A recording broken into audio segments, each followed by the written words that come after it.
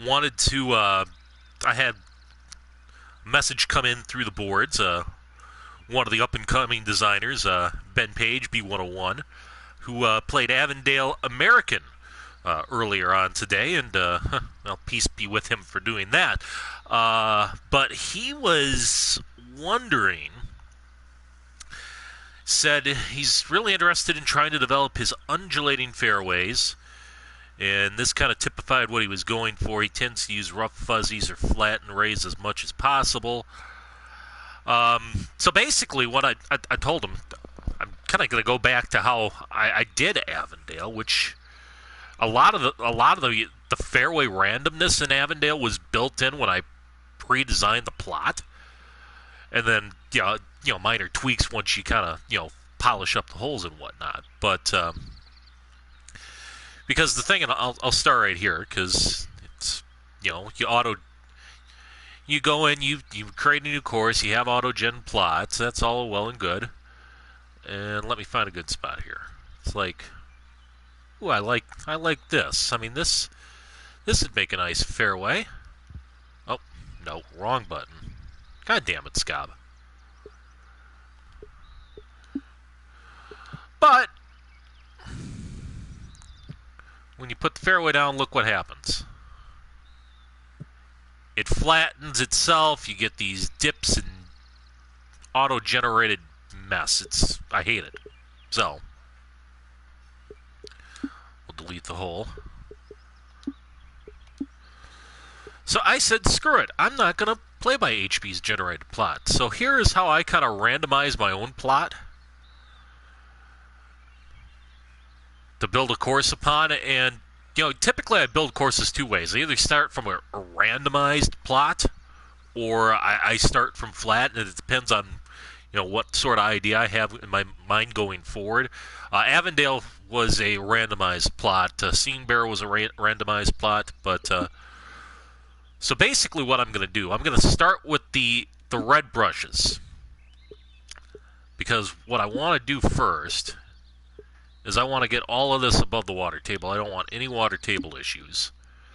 So I'm going to take the big, sharp rectangle, go as far out as I can. And we're just going to flatten that. And if you wanted to be real persnickety, you could get all the way around to the edges too. I don't find that it matters that much, because you're really not going to probably extend all the way out to the end of the plot anyway. But this step's just mainly to get the plot above the water table using the red brush here. And then I'm going to come back with the blue brush. Same idea. And I think I'll flatten it out a little more, or raise it a little more rather. The thing is, once I start randomizing, in this case, I don't necessarily want to hit the water table. So that's why I'm going to raise it up a bit.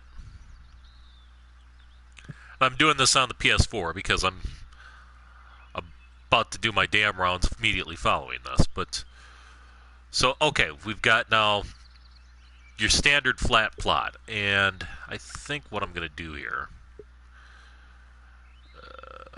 I'm going to go to help us out here. I am going to lower the sun a little bit so we can help see the shadows a little better. And I'm going to get rid of these trees.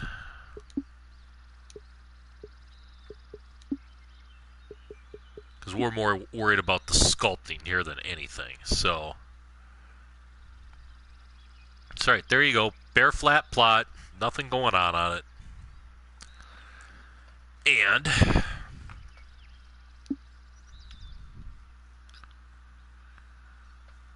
alright, hold on. I need to text Pithy because Pithy was going to be interested in this too. So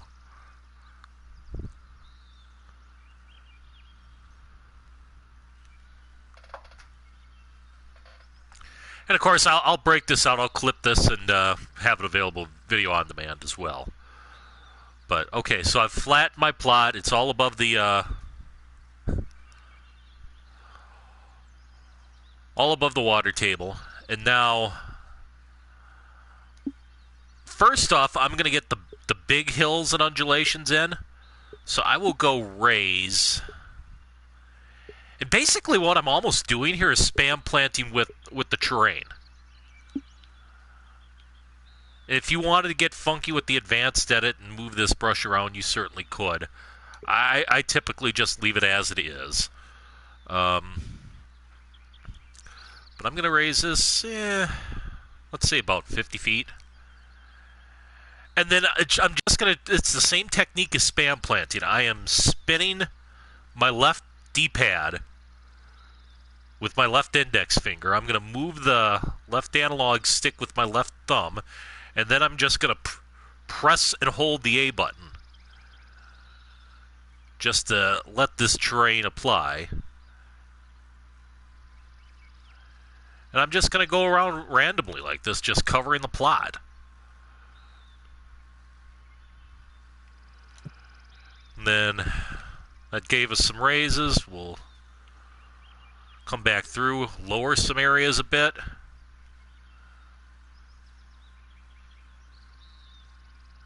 And like I said, this is just totally random. Alright. There you go. Got some nice base elevation going in. And really, you can adjust how high you want to raise or lower depending on how severe the terrain you want.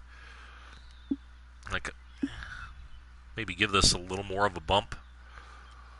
Like, bring these ridges up just a little more.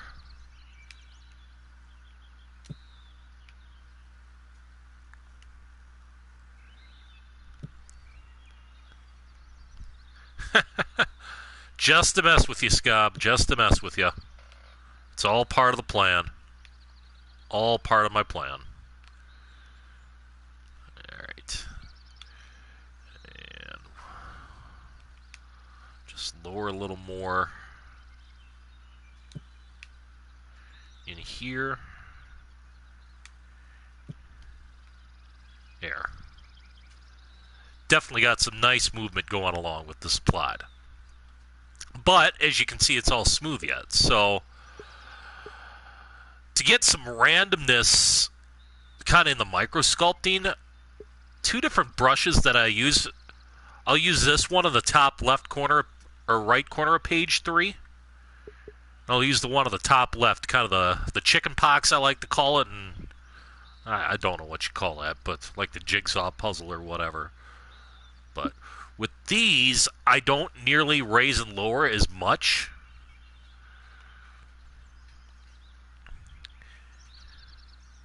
And I shrink the brush down because I'm trying to affect smaller areas of terrain. But it's the same idea. I'll just do this little strip right here.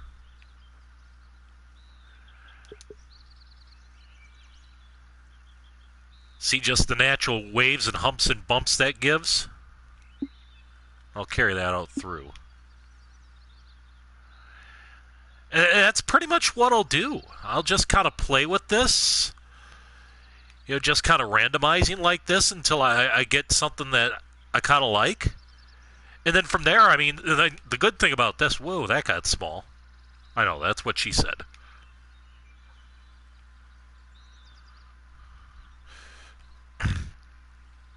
But the nice thing about this then is, you know, if I see a landform on the plot I really like, I can go ahead and throw down fairway green. It's not going to touch this because this is all worked with blue brush.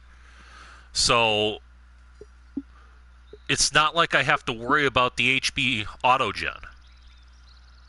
Yeah. I don't like going when I'm doing the small stuff. I don't like going more than 4 or 5 feet up or down. Because the smaller you make the brush, the more the change, it seems like it gets amplified.